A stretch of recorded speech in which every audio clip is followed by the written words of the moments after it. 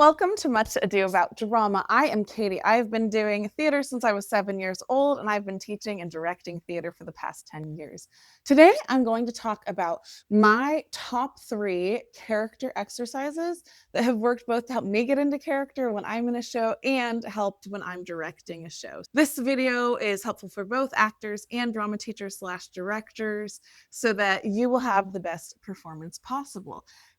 I put out content about all things theater, how to direct a play, how to become stronger actors, so go ahead and subscribe so you're notified about future videos. Whenever you have gone to see a play or even watched a movie or TV show, believable acting is one of the top things that allows us to either really like and connect with the show or really not like it so much. And when we're coming on as actors, we need to do the work so that we're creating the best possible performances for our audiences. And directors, that's your big job, right? Is that everything is cohesively working together. So I'm going to go over 3 exercises today that are going to help actors. One of them is just a solo exercise that anyone can do, and then the other 2 are a little more group work based. All right, solo exercise number 1 is simply writing in your diary in character. It's a simple exercise that maybe you've heard of before, but you want to go ahead and take a given scene that you're working on, okay? And you are going to read through the scene, and then you're going to do a diary entry in character as if that scene has just happened and detail how you're feeling, why you responded, how you responded. Did people understand you? Did they not understand you? And remember, this is something you can do even if you are not a named character in the show. You always want to have a backstory, a clear objective, which is your character's goal. All of these things should happen in the play, whether you are the lead that has hundreds of lines or whether you're someone that doesn't speak alone. You need to know, as the character on stage, what is going on in your life. And what I love about this is it's something that can be done where everyone's working on a page together, or it's something that you can just do as homework yourself as an actor, even if it's not something that there's time to do during rehearsal. Okay, my next one is one I particularly love when there's big group scenes in a show. And so this is group scene tableau work. And my example of this is when I directed Beauty and the Beast. I put everyone in that first town scene, the poor provincial town, into groups of between 2 and 4 people.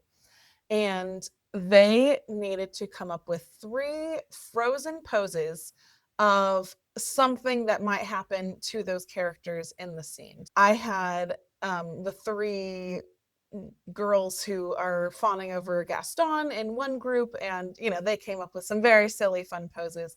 And then I had the baker and Marie in another group because he says, Marie, the baguettes, hurry up. And so they're working together.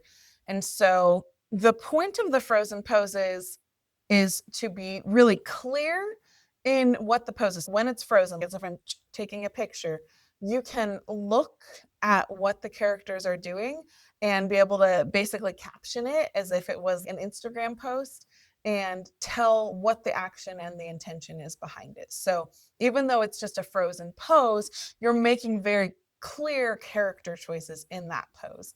And there's a couple ways to do this. You can do it where there's a prompt, frozen pose, as if Belle has just walked by you. What is your character or what is your group of characters do in response? Or you can do 3 poses as a story progression. So you have the groups come up with a beginning, middle, and end. And then you can have time where you're showing these to each other and see how clear the stories were. So you have them do the 3 poses and then ask the audience, what do you think was happening? And were those stories clear? And what I love about this exercise is you're thinking about the characters and how much you can tell in a story just in that frozen pose. And then you can adapt those frozen poses into the actual show. So it's a really fun way to do an exercise where the actors are coming up with the ideas, but then incorporating it into the actual performance. Before I go into number 3, I did want to let you know that I do have linked below a free audition materials guide for actors. It's the 8 pieces that you'll need for almost any theater audition, guiding you into how to find those pieces. I also have a drama classroom toolkit linked for free for my drama teachers and directors. All right, so those first 2 exercises I went over, I recommend earlier on in a play or musical process. This one that I'm about to detail, I recommend to do about midway through when you already have started to establish your character and you're really working on deepening the character work. It is called the chair, and it is a simple exercise where each character, you have just like a chair in the middle of the stage or the room that you're working in, and each person takes turns walking onto the stage, sitting on the chair, realizing that you forgot something, and then running off stage. So, Mrs. Potts, for example, because we're talking about Beauty and the Beast as our example. So she might hobble on, sit down, taking a breather, and I forgot to add the warm water for the tea tonight. And then she might run off. And it's simple, but it's you're doing physical work and you're thinking about how that character is responding to that given situation. And what I like to do when we're in the midst of a rehearsal process with this particular exercise is have each individual go and then have fellow actors offer feedback. That would be usually, depending on time, I like to do at least one compliment and one either question or suggestion for the character. And then I try to give some kind of feedback as the director as well. This is why I recommend it a little bit into the process, because they've had time to get to know each other and establish character. But it's a way to think about how you move on stage, how you move off stage, what a realization looks like for the character. And then it's a way to, in a fairly short amount of time, because each person going takes about 10 seconds, offer really clear feedback. So when I'm doing this for a show, everyone has a chance to go. And again, just like the Tableau exercise, it doesn't matter if you have individual lines or if it's a group or whatever it might be.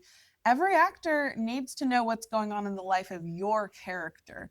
And so it can be a chance to get individually creative, even if your character doesn't have a ton of lines individually in the show.